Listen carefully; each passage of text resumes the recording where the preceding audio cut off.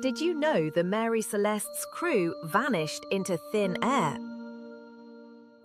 A brigantine found adrift with its sails set, cargo intact, but its crew vanished without a trace. This is the enigma of the Mary Celeste, one of maritime history's most enduring mysteries. On December 4, 1872, the brigantine set sail from New York Harbour, bound for Genoa, Italy, carrying a precious cargo of industrial alcohol. Aboard were Captain Benjamin Briggs, his wife Sarah, their 2 young children, and a crew of 7 seasoned sailors. The ship was seaworthy, the weather forecast generally favourable, and the voyage, by all accounts, should have been routine. Yet not a single soul from this vessel would ever be seen or heard from again. The brigantine, a sturdy vessel approximately 100 feet in length, was under the command of Captain Benjamin Briggs, a man with over 20 years of seafaring experience, known for his meticulous nature and dedication to his family. He brought his wife Sarah and their children, Sophia and Benjamin, aboard, a common practice for captains of the era seeking to avoid long separations.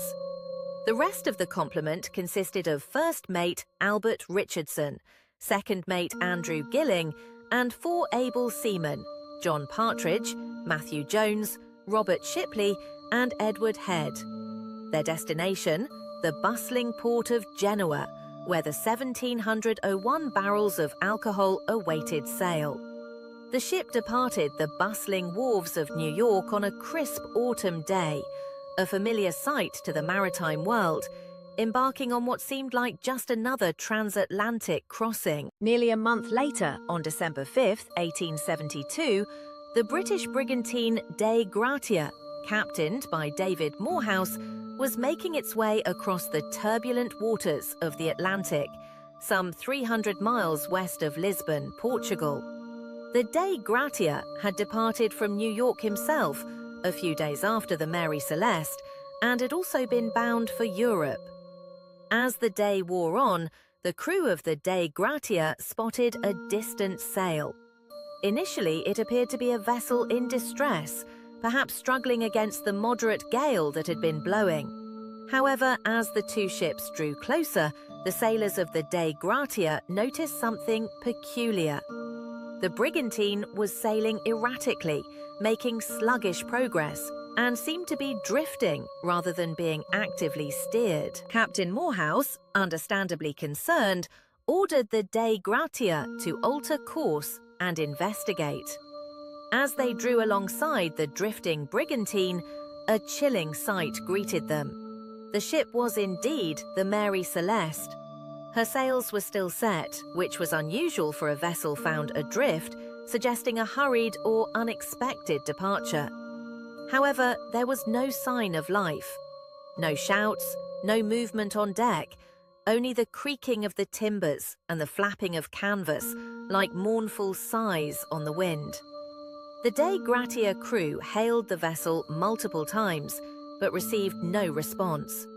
They manoeuvred closer and sent a boarding party, led by the first mate, Charles Wilde, to discover what had happened to the 10 souls who had been aboard. What the boarding party discovered was, in its own way, more terrifying than a scene of violence. The Mary Celeste was not destroyed or battered by a storm. Her cargo of 1,701 barrels of alcohol was largely intact, though a few had shifted or leaked.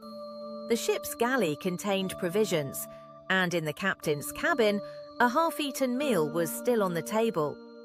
Personal belongings such as clothing and books were found in the sailors' berths and in Captain Briggs's quarters.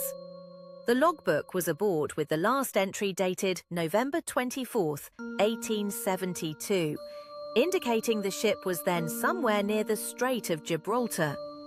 Everything suggested that the crew had left the vessel in haste, but there was no apparent reason for such an abrupt abandonment.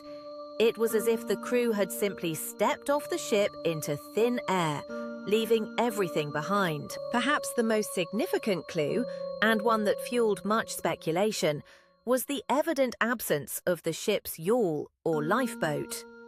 The davits where the lifeboat should have been secured were empty, suggesting it had been launched.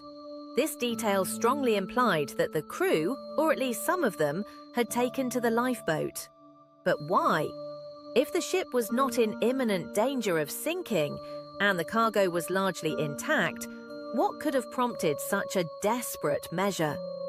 The sea conditions at the time were described as moderate, not severe enough to warrant abandoning a perfectly sound vessel. The presence of the alcohol cargo also raised questions, as a leak or potential explosion might have been a concern, but reports suggest it was stowed securely. Theories abound, attempting to explain the baffling disappearance. One popular hypothesis involved the industrial alcohol cargo. It's possible that volatile fumes might have escaped, leading the crew to fear an imminent explosion and abandon ship in the lifeboat. They might have intended to wait a short distance away until the fumes dissipated, only to be lost at sea. Another theory posits that a waterspout, a violent rotating column of air and water mist, might have struck the vessel. Such a phenomenon could have caused panic, damaged the ship enough to seem like it was sinking, and led to the abandonment, with the waterspout then capsizing the smaller lifeboat. The immense power of such events can be devastating and leave little trace. Piracy, though less common by the 1870s, is another chilling possibility. Could the Mary Celeste have been boarded by pirates or smugglers? If so, they might have taken the crew captive, leaving the ship adrift. However, the intact cargo and the absence of signs of struggle argue against this. If pirates had taken the ship, why leave the valuable cargo, especially the alcohol?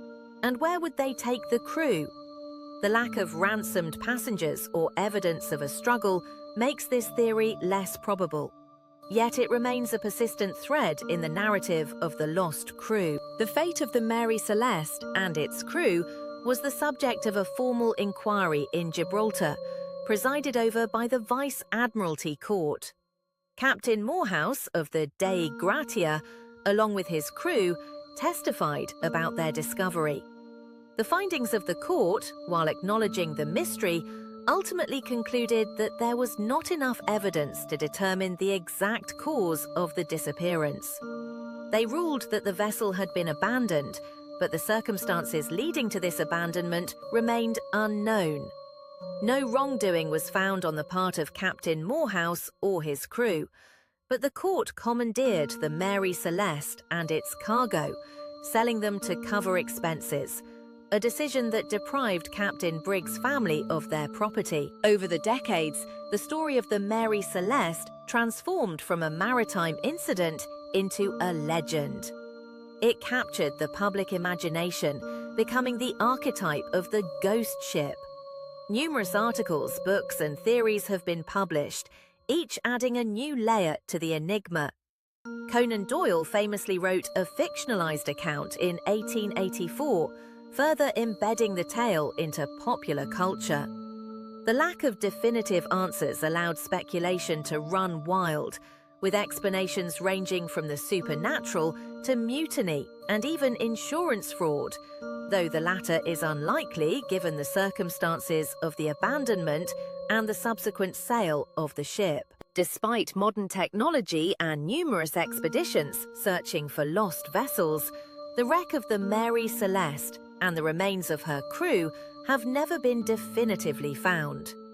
While several ships have been claimed to be the Mary Celeste over the years, none have provided conclusive proof. The idea of a perfectly intact ship sailing abandoned across the vast ocean continues to haunt us.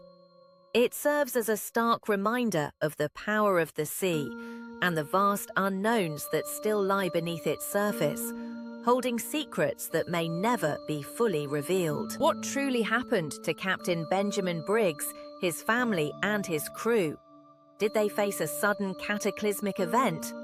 Was it a terrifying natural phenomenon that drove them to abandon their sturdy vessel? Or was it something far more sinister, the details of which were lost to the waves. The Mary Celeste sails on in our collective consciousness, a silent testament to the unpredictable nature of the sea and the enduring power of the unknown mystery. It stands as a chilling monument to a vanished crew, forever lost to the winds and tides of the Atlantic. The Mary Celeste, found December 5, 1872, by the Dei Gratia, remains one of the most compelling mysteries of the sea. Its story is a tapestry woven from fact, speculation, and the chilling silence of 10 vanished souls. The ship itself, a brigantine built for purpose and endurance, became an artifact of profound unease, a vessel that carried its own profound secret. The cargo of alcohol, while a key element in many theories, ultimately offered no concrete answers.